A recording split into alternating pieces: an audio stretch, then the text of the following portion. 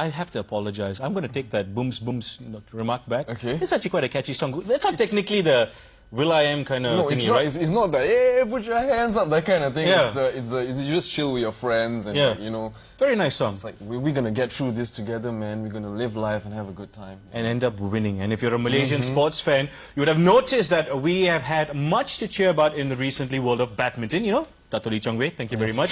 But did you know that we've also been hauling in the gold medals in water sports too? The Asian Waterski and Wakeboard Championship was recently held in Thailand, and another stellar outing by the Malaysian contingent saw them bringing in 2 gold, 2 silver and 1 bronze medal. With us today is one of those gold medalists, Ariana Chow, and her coach, Philippa Yoong. Thank you, ladies, for joining us today on the show. Thank you for having us. First and foremost, you know, it's definitely our pleasure for both of you guys to be here. But congratulations on the medals. That's a pretty big haul. But of course, congratulations must go to you as well because you're the coach, Philippa and Ariana. So, you know, I'm just wondering, could you tell us a bit more about the category that you were in and who were some of your main competition? My main category, my category was under 17 girls tricks, and my main competition was Indonesia and Korea. Okay. Yeah. Wow. And your competition, were they all sort of like, you know, the same age, or a lot of them were exactly 7? Because you're 14, if I'm not mistaken, right? So were they all around the same age, or were they like 17 and... I think I was the youngest. I think Indonesia was 15. Yeah, Indonesia was like 15. The girl that came second was 16 and a half. Oh, wow. Yeah. Youngest and champion. But you know, that's the present. Let's go back to, you know, the beginning. You're 14 and you're 15 as well. So, you know, how did it all start? I mean, Philippa, you're the coach. Could you tell us how you got started in the sport? I started about the same age in 1990. I think I was about 11. It's a long, long time ago. So I had a good 10-year run, I guess. I did the 97 SEA Games. Like, we used to train in Taman Desa Lake. My brother used to ski with us. So it was a good run. Took time off to be a mom, and now I'm back coaching. Yeah, brother's also quite famous in the Malaysian world of sports. I mean, it is Alex Yoong after all. I mean, how did he and you separate ways when it came to motorsports as well as the water world? The amazing thing was that my dad used to run the Shah Alam racetrack for 10 years, 88 to 98. So it was really natural for us to do racing. Like, I did a bit of racing as well, and then eventually he just got too good and he took off. And then I concentrated on water skiing. Okay. Yeah. I like how she put it, eventually he got too good. It took off. It was like, it achieved enough of speed and it just went off. But, you know, I'm just wondering, what is the history of the sport right here in Malaysia? We've been around since the 70s, actually. They started in Ampang Lake, the small lake there. And then it died, and then it got revived again in the 90s. And we were at Balakong, which is now the mines. And then we went to Taman Desa, and then we went to Sungai Buloh, and then died again. And then it got revived again when the beautiful city of Putrajaya offered the lake to my father. And it's an amazing facility, 5-star facility. People all over the world really appreciate. So we're quite blessed to have that site. It's such a beautiful and picturesque lake as well. It is a beautiful lake, and it's a beautiful story, the amount of culture and history that's involved in the sport. But Ariana, how did you get involved? Well, I am half Italian, right? So every year into the summer we'd go back to Italy, and my mom would go to the lake, this lake called Lago di Bomba.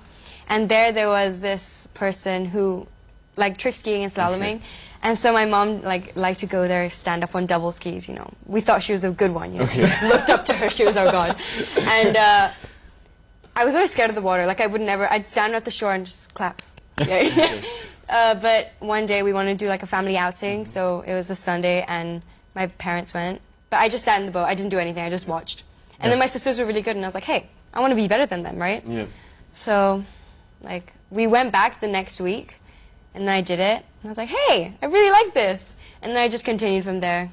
So I started wakeboarding and then eventually went into water skiing. Yeah. But, you know, given your sort of the long line of, you know, water skiers in your family, was this something that, you know, you felt sort of pressure that I want to be better than them? Or was this something that happened very natural? Oh, no.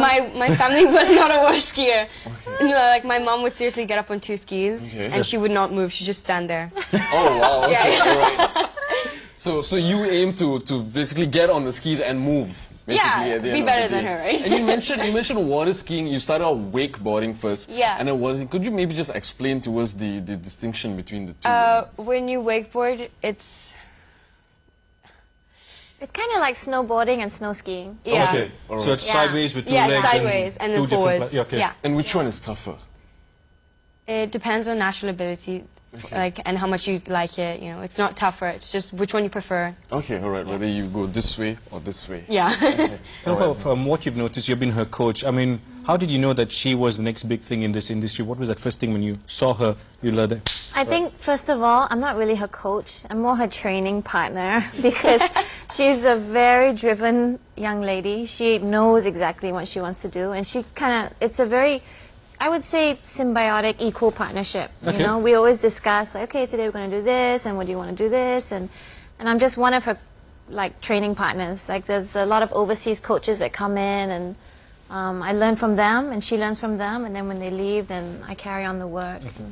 Wow, and you know, I'm sure that both of you all sort of motivate each other as well Yeah. and keep each other going. Now, you mentioned just now tricks, that, you know, you perform a lot of tricks. And could you maybe go through some of the tricks that you did in your recent competition? Okay, so for a competition, you have two passes. You go hand pass where you hold the 20 rope. seconds. Yeah, you have 20 seconds, so you hold the rope with your hands. All right. And then you have a toe pass where you hold the handle with your toes, or your foot.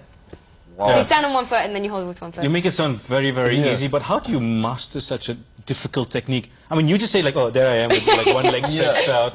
I mean, we'll never be able to do this. But, I mean, how long did it take for you to grasp that technique? For hands is not that hard. Like, you know, you stand up and you hold and then Yeah. you just turn. But for toes, I guess it was a year of basics. yeah. Like, once you get over that first What do year, you mean year by and basics, a half, if you don't mind? just the, like, Holding, just standing, Okay. and then Yeah. like going to the back and then coming front and then pulling. yeah, And it's then all going over about the weight. rotations, Yeah. right? So right now she can do a 720-degree rotation, like, which is 2 turns with her foot. What? Yeah, I'm, so I'm getting dizzy thinking about Yeah. that already. it's Wow. a bit crazy. But of course, you start with putting the thing on, and then you start with 90 degrees, and then you start with 180, and then 360. You know, so it's all, yeah, varying degrees. There you go, folks. You know, when she said hand pass and toe pass, those were not the tricks. That's Yeah. what you start out with. But we're going to find out a whole lot more about water skiing with Ariana, Chow, and Philippa Yoong in the studio. We'll be right back. Stay tuned, guys. Thanks for staying with us. As you can see, we have Ariana Chow and Philippa Yoong with us in the studio. And Ariana, thanks for flying the flag, by the way, for Malaysia in the world of water sports. You just won gold. But before that, you suffered a very bad injury. What was it and how long did it take for you to recover? It was an elbow injury. My ligament, my medial collateral ligament, to be precise, was torn off my bone. So I had to have surgery just to like put it back into place. And then they had to drill my bone to like drain some blood and then just sand my cartilage a bit.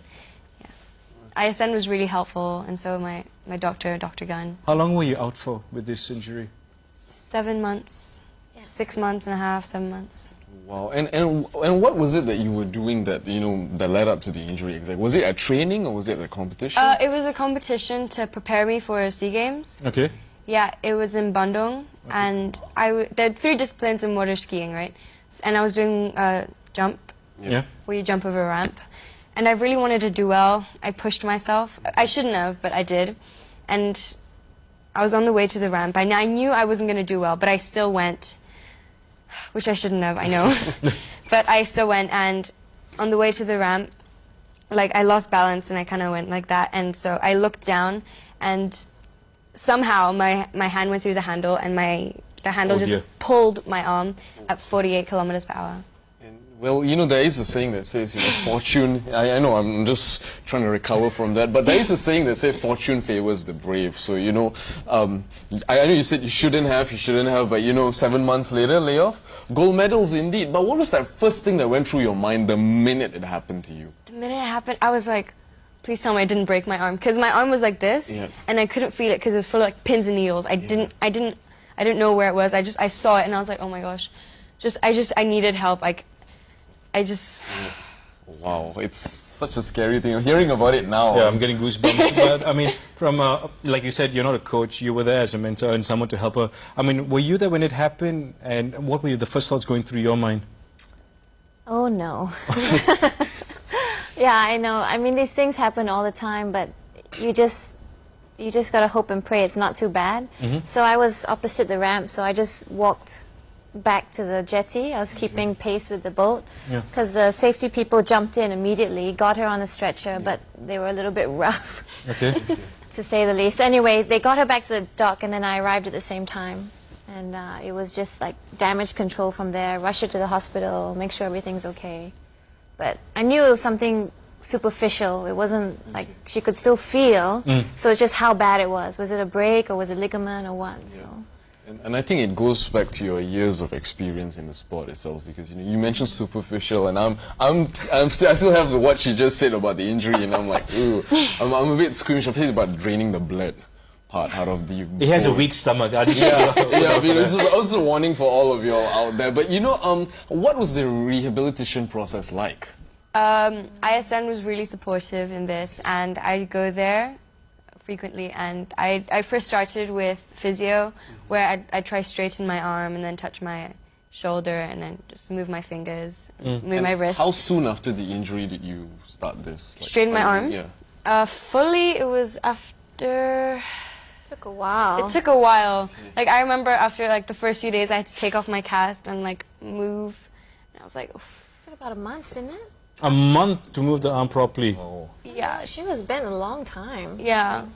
It took quite some time. Yeah. Wow. Okay, let's think about the positive. Let's think about the Yeah, positive. yeah, yeah. Now you're healed, you're recovered. In terms of a typical day for training, what is it like from a coach's point of view? What do you put her through? I mean, there's a whole gamut of stuff. I mean, it's such an explosive sport. She's only on the water for 20 seconds, right? So it's so much what we do before that. Of course, in training, she can train for half an hour, 1 hour. But it's the visualization, it's the sports therapist, it's the nutritionist, it's the hours in the gym. I mean, thank you so much to WWC and our federation. And I mean, the support from everyone is like a total team, you know? It's not just her and me. Of course, she does the bulk of the work. She's the star. But there's a lot of work that goes in before that. And it takes a whole team as well, you know, to nurture a champion. But Ariana, could you just walk us through a day in your life? Like, you know, you wake up in the morning, what's the first thing that you do? Okay, so the first thing I do, I just have breakfast, and then after that, I warm, I exercise a bit, and after that, I have a shower, and then I go to school. Okay. And then after school, I get into the car, obviously, and I have a quick snack, so I gain some energy. And are these prepared meals, like, you know, there's a certain amount of caloric intake for breakfast, for your snacks and everything? They're not yet, but they will be. Because I was speaking to the nutritionist. Okay. Yeah. Yeah. Wow, okay, all right. So I get to the site, and I warm up, I stretch, and then I do some visualization with her. We watch some videos, and we do some land training. So I do rope, Yeah. but on the land, and then we go out, I do my sets, and then we come back. We watch videos. Oh wait, in between at my sets, I watch videos so we know where what I've done wrong. And then, yeah, I get back, I warm down, I stretch, we watch more videos. That's commitment, right? Yeah, that's physical there. commitment. And you mentioned that she's one of the mentally most toughest people you've ever met, and she's just 14 years old. I mean, are there any things that you go through specifically to just get your mindset right?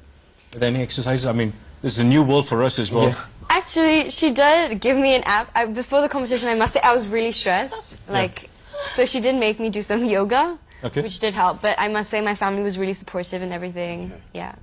And you know, given that, you know, Philippa, you're her trainer, and after a long injury like what she suffered, you know, confidence levels may have been down. What did you do to help her through that? To the mental aspect of things? Like, what were your words of advice? Yeah, you were a bit nervous, right? I think it's any coach's role is to just remind her that she's good enough for it. You know, she's got the talent.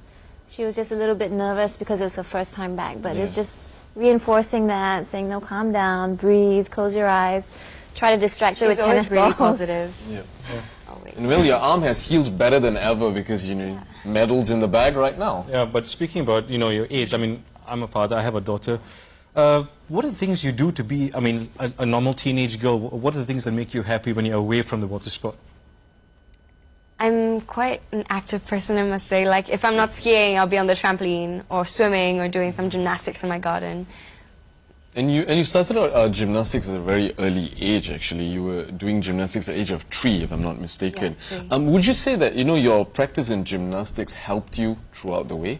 Yeah, definitely. Like, it gave me the ability to, like, balance and like some athletic ability, certainly.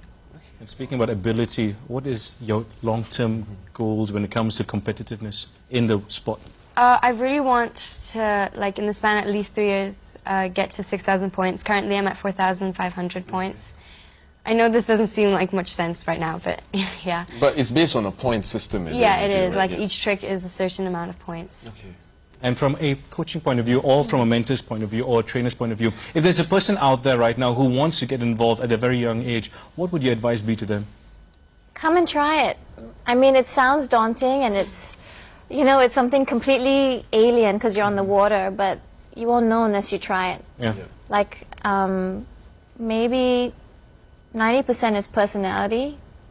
Like, because she's so tenacious and so pedantic, you know, she really wants it. So if you come and try it, your kid likes it, if the parents are committed, try it, you know. It's a little bit expensive. Yes, it's a little bit like horse riding or golf, but at the end of the day, we're like a family, you know. Skiing is a family sport. The old can do it, the young can do it, so. Brings people together. Brings people together, and you know what, folks, as they said, there ain't nothing to it but to do it. Thank you very, very much, guys, for taking the time to speak to us today, and we learned something new about water skiing and water sports. Exactly. It's not how difficult it is as long as you put your mind to it.